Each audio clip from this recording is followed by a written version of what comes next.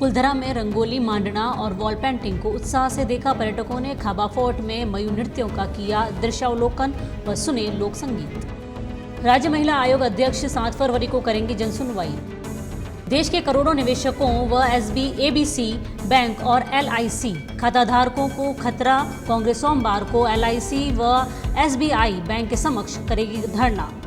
भाजपा संगठन ने केंद्र के बजट को सराहा। राजस्थान का रखा विशेष ध्यान।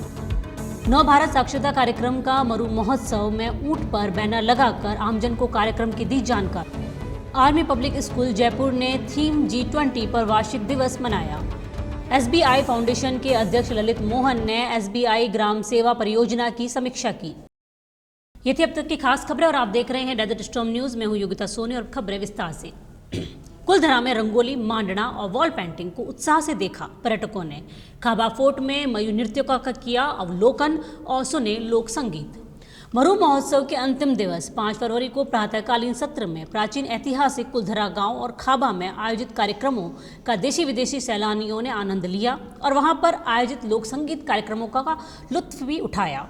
कुलधरा गांव में जैसलमेर विकास समिति के सचिव चंद्र प्रकाश व्यास के निर्देशन में प्राचीन घरों का बहुत ही सुंदर रंगोली बनाई गई। वहीं मरु महोत्सव 2023 का लोगो प्रदर्शित किया गया। इसके साथ ही वहां पर मांडना भी मकानों पर बेहतरीन और आकर्षक बनाए गए। मरु महोत्सव के दौरान आए देशी विदेशी सैलानियों ने वहां पहुंचकर भवनों का सुंदर और सुसज्जित बनाई गई मांडनाओं को बारीकी से देखा और उनको अपने कैमरों में कैद किया। राज्य महिला आयोग अध्यक्ष 7 फरवरी को करेंगी जनसुनवाई।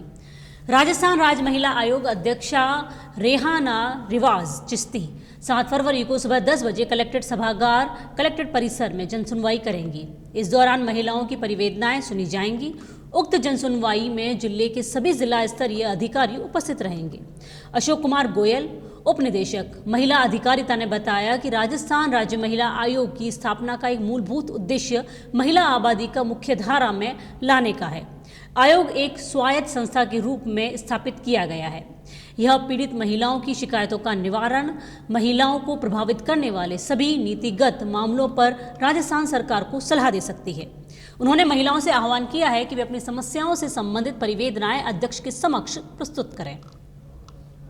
देश के करोड़ों निवेशकों, एबीआई बैंक और एलआईसी खाताधारकों को खतरा। कांग्रेस सोमवार को एलआईसी व एसबीआई बैंक के समक्ष करेगी धरना।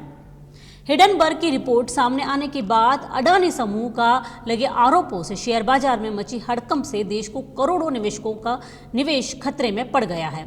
केंद्र सरकार के अदूरदर्शी फैसले, गलत आर्थिक नीतियों और अपने चहेते उद्योगपति मित्रों को नियम विरुद्ध लाभ देते हुए देश के करोड़ों बैंक और भारतीय जीवन बीमा निगम के खाताधारकों का भविष्य खतरे में पड़ गया है। उनके निवेश पर अनिश्चितता के काले बादल मंडराने लगे हैं। देश की अर्थव्यवस्था चरमरा गई है। कांग्रेस इस विषय में देश की संसद और सड़क पर आंदोलन करेगी। जिला कांग्रेस कमेटी जैसलमेर के अध्यक्ष उमेश सिंह तंवर की अध्यक्षता में धरना, प्रदर्शन और मार्च सोमवार 6 फरवरी को 11 बजे एलआईसी भवन और एसबीआई बैंक के बाहर भारत के करोड़ों निवेशकों के हक में धरना प्रदर्शन किया जाएगा। भाजपा संगठन ने केंद्र के बजट को सराहा। राजस्थान का रखा विशेष ध्यान। केंद्र सरकार के आम बजट में राजस्थान का विशेष ध्यान रखा गया है। राजस्थान में 5173 किलोमीटर ट्रैक के 57,247 करोड़ के 30 प्रोजेक्ट चल रहे हैं। जिला अध्यक्ष चंद्र प्रकाश शारदा ने बजट की सराहना करते हुए कहा कि इस बजट में 9,532 करोड़ का प्रावधान किया गया है, जो पिछली सरकार के बजट से 14 गुना अधिक है। इस बजट में राजस्थान के 82 स्टेशनों को अमृत भारत स्टेशन बनाने की योजना है, जिसमें 6 स्टेशन के लिए टेंडर हो चुके हैं, जिसमें जैसलमेर के 140 करोड़ के टेंडर के साथ कार्य भी शुरू हो चुका है। जिला अध्यक्ष चंद्र प्रकाश शारदा ने वित्त मंत्री सीतारमण का आभार जताते हुए कहा कि आने वाले समय में जैसलमेर शहर देश के कई महानगरों और शहरों से जुड़ेगा, जिससे आमजन को सुविधा मिलेगी और पर्यटन का विकास होगा। नव भारत साक्षरता कार्यक्रम की मरु महोत्सव में ऊंट पर बैनर लगाकर आमजन को कार्यक्रम की दी जानकारी। नव भारत साक्षरता कार्यक्रम NILP की जानकारी देते हुए जिला साक्षरता और सतत शिक्षा अधिकारी प्रभु राम राठौर ने बताया कि नव भारत साक्षरता कार्यक्रम अंतर्गत अपने क्षेत्र के 15 से अधिक आयु के निरक्षरों को स्वयंसेवकों के माध्यम से नठन और पाठन करवाया जाएगा। उन्हें निरक्षरता के अभियान से मुक्त किए जाने का कार्यक्रम संचालित किया जा रहा है।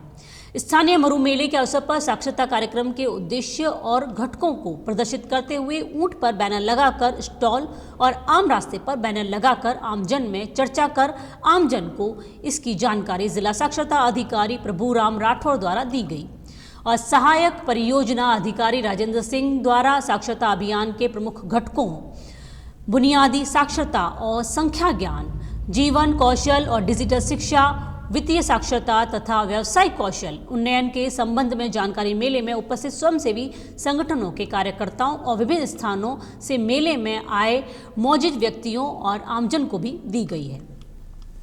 आर्मी पब्लिक स्कूल जयपुर ने थीम G20 पर वार्षिक दिवस मनाया।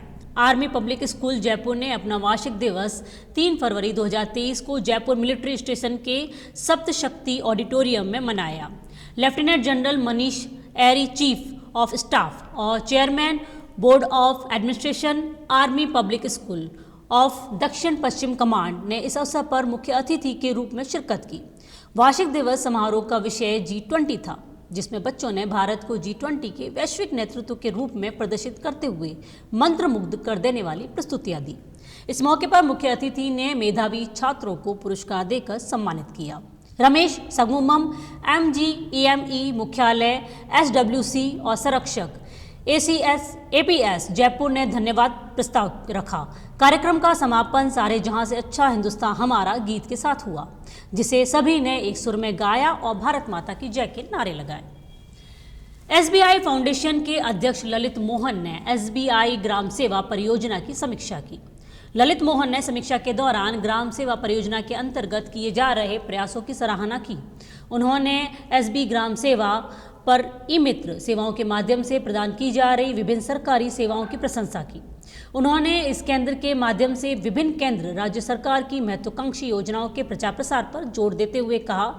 उन्होंने परियोजना के माध्यम से दी जा रही SBI ओजस स्कॉलरशिप के विद्यार्थियों को गांव का रोल मॉडल बनाने और उनके अन्य विद्यार्थियों को भी प्रेरित करने को कहा।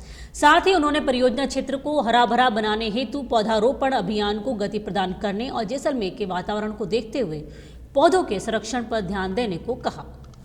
आज के बुलेटिन में फिलहाल इतना ही। नमस्कार।